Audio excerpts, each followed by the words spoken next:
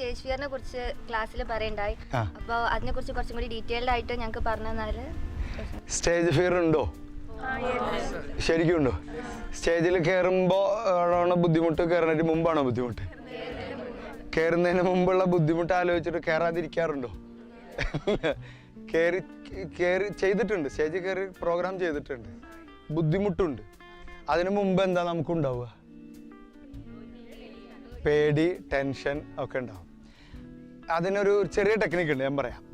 3 തരത്തിലാണ് നമ്മളൊരു സംഗതിയെ കാണുക. 3 തരത്തിൽ വേണമെങ്കിൽ ഇങ്ങനെ കാണിച്ചോ, ഇങ്ങനെ കാണിച്ചോ, ഇങ്ങനെ, ഇങ്ങനെ, ദിങ്ങനെ, ദിങ്ങനെ, ദിങ്ങനെ. ഒരു സംഗതിയെ കാണുക 3 തരത്തിലാണ്. ഇപ്പോൾ ഒരു എക്സാമ്പിൾ പറഞ്ഞാൽ, മുകേഷ് അംബാനിയെ നമ്മളെങ്ങനെ കാണാം? ഇങ്ങനെ കാണും. എന്താ അങ്ങനെ കാണാൻ കാരണം? അയാളൊരു വലിയ മനുഷ്യനാണ്, നമുക്ക് ജിയോ ഫ്രീ ആയിട്ട് തന്ന മനുഷ്യനാണ്. നേരത്തെ പറഞ്ഞ പോലെ 1 GB വെച്ചിട്ട് 1 മാസം ഓടിയിരുന്ന നമ്മൾ ഇപ്പോൾ ഡെയിലി 3 GB, അത് തികയുന്നില്ല ചിലവർക്കൊന്നും. നന്നായിട്ട് മുകേഷ് അംബാനി ഇങ്ങനെയാണ്. നമ്മളെ നാട്ടിലുള്ള ഒരു SI, CI നമ്മളെങ്ങനെ കാണാം?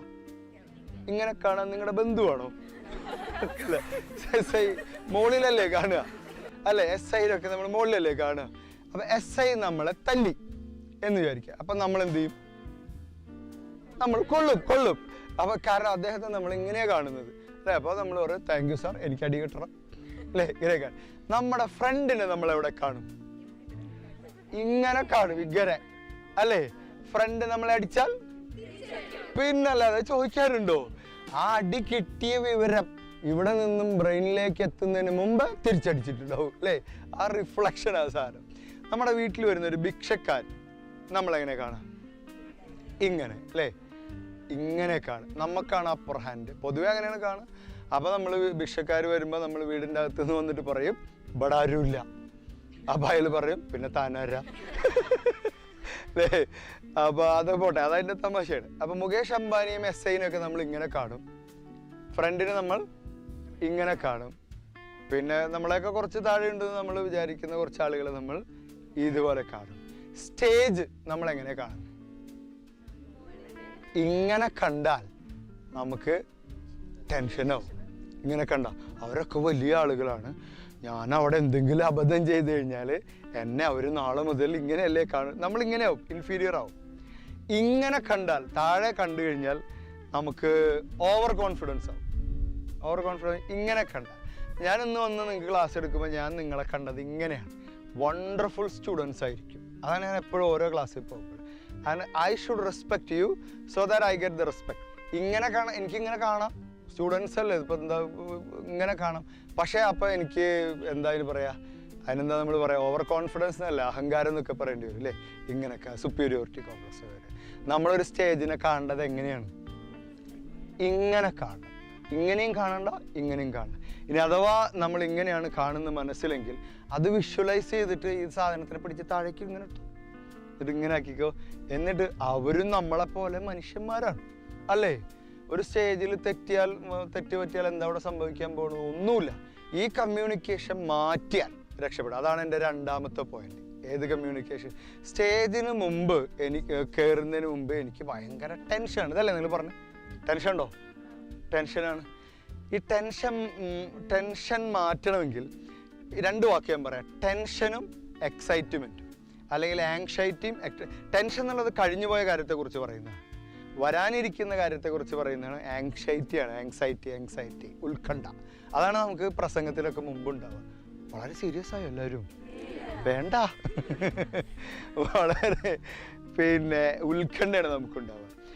ഇതിൻ്റെ ഒരു രസം എന്താണെന്ന് അറിയോ? ഉത്കണ്ഠയ്ക്കും എക്സൈറ്റ്മെൻറ്റിനും ഒരേ തരത്തിലുള്ള വികാരങ്ങളാണ്. നിങ്ങൾ എക്സൈറ്റഡ് ആകുമ്പോൾ നിങ്ങൾ എന്തൊക്കെ ചെയ്യും എന്ന് പറഞ്ഞാൽ, നമുക്ക് ഉത്കണ്ഠാകുലരാകുമ്പോൾ നമ്മൾ എന്തൊക്കെയാണ് നമ്മുടെ ബോഡിയിൽ ഉണ്ടാവുക?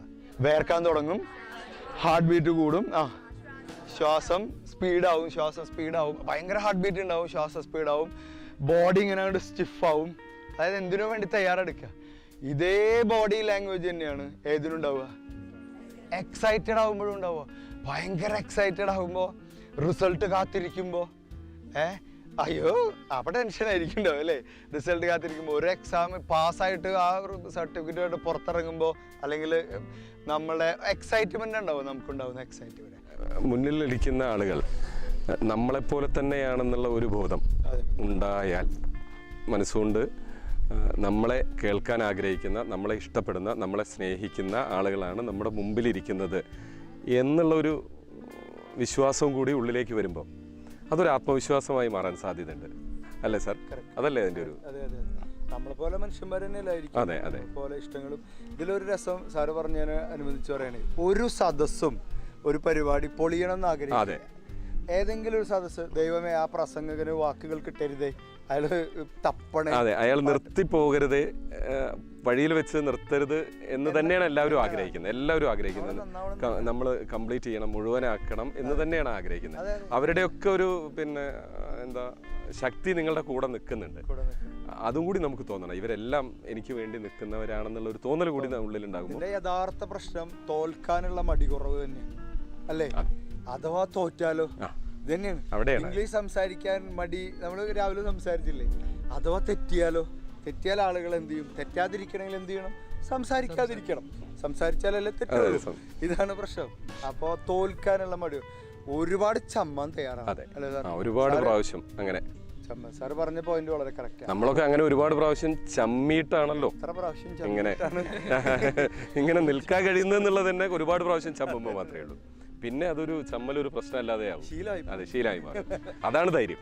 നിങ്ങൾ ഇനി ചെയ്യേണ്ടത്, പ്രസംഗത്തിന് മുമ്പ്, സ്റ്റേജ് പെർഫോമൻസിന് മുമ്പ് ടെൻഷൻ എന്നുള്ള വാക്ക് ഉപേക്ഷിച്ച് അതിനു പകരം ഒരു വാക്ക് പറയാം, ഐ ആം എക്സൈറ്റഡ്. കാരണം ഇത് രണ്ടും ഒന്ന് തന്നെയാണ്. പക്ഷെ ടെൻഷൻ എന്ന് പറയുമ്പോൾ കുറച്ചൊരു നെഗറ്റീവ്, അല്ലെങ്കിൽ ആങ്സൈറ്റി എന്ന് പറയുമ്പോൾ കുറച്ചൊരു നെഗറ്റീവ് വാക്കാണ്. ഇത് മാറ്റിയിട്ട് ഐ എം സോ എക്സൈറ്റഡ് എന്നാണ് പറഞ്ഞൊക്കെ. I am excited to deliver a speech ഒന്ന് പറഞ്ഞു നോക്കിയാൽ വെറുതെ കലക്കൂലേ? അപ്പോൾ ആളുകൾ നമ്മൾ സ്റ്റേജിൻ്റെ പുറകിൽ ഇങ്ങനെ നിൽക്കുമ്പോൾ നമ്മളടുത്ത് വന്നിട്ട് പറയും, ടെൻഷൻ ഉണ്ടോ? ചിലവരുടെ സ്വഭാവം അത്, ടെൻഷൻ ഇങ്ങനെ വെക്കുക അതില്ലേ, വെറുതെ ടെൻഷൻ വെക്കുന്ന ആള്. അപ്പം നമ്മൾ പറയണം, ടെൻഷനില്ല കുട്ടി, ഐ ആം സോ എക്സൈറ്റഡ്. അപ്പോൾ ആ കുട്ടി വിചാരിക്കും എന്തതിങ്ങനെ എന്ന് വിചാരിക്കും. അപ്പം നമ്മളത് കളി നമ്മൾ മാറ്റിക്കളിക്കുന്നു. അതല്ലേ വേണ്ടത്? Nice experience. We are so grateful to you, sir, and it was a wonderful experience, and it's a really different experience, and we're so grateful. Manjeri NSS കോളേജിൽ സാർ ഇന്ന് വന്നിട്ട് നമുക്ക് ക്ലാസ് എടുത്തു. വളരെ നന്നായിരുന്നു. അത് നർമ്മത്തിലൂടെ അത് സംഭാഷണം ചെയ്തു. അത്രയും ഗംഭീരമായിട്ട് ഇതുവരെ ക്ലാസ് ഉണ്ടായിട്ടില്ല നമുക്ക്. അത്രയും നന്നായിരുന്നു. Thank you, sir. It is a wonderful day, and it is one of the memorable day in my life. Oh, thank you so much. നിങ്ങളും, you are also wonderful students, okay? Very wonderful students. Right from morning 10 o'clock to evening 4 o'clock, അല്ലേ? 4:15. ഞാൻ മറന്നുപോയി, സമയവും കാലവും ഒക്കെ മറന്നു എന്ന് നമ്മൾ പറഞ്ഞില്ലേ, പാഷനെ കുറിച്ച്.